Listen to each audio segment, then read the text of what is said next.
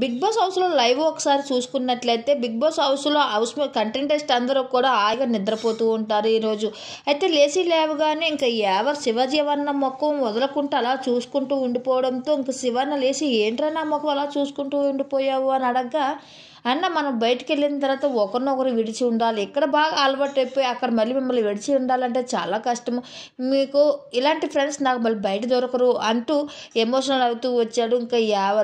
ఆ మాటకి ఇంకా పల్లవి ప్రశాంత్ కూడా అవునన్నా ఇక్కడ బాగా అలవాటు పడిపోయాం, ఒకరు లేకపోతే ఒకరు లేనట్టుగా అయిపోయాం, అలాంటిది బయటికి వెళ్ళి నువ్వు దూరంగా నేను దూరంగా ఉండడంతో మళ్ళీ చాలా బాధపడవలసి ఉంటుంది అంటే ఇంకా ఆ మాటకి శివన్న ఎందుకురా బాధపడ్డు, ఎప్పటికప్పుడు మాట్లాడంగా ఫోన్ ఉన్నాయి, టెక్నాలజీ మారిపోయింది, ట్రైన్స్ విమానాలు ఉన్నాయి, రావాలి వెళ్ళాలి అంటూ పన్నీకి ఒక జోక్ వేయడం అయితే జరిగింది. ఎప్పుడు రావాలంటే అప్పుడు నా దగ్గరికి వచ్చి నా దగ్గర ఉండొచ్చు, దానికేమో ఇంకా అనుమానం లేదు అంటూ ఇంకా శివాజీ అని చెప్తూ ఒక్క నిమిషం ఎమోషనల్ అయ్యాడని చెప్పవచ్చు.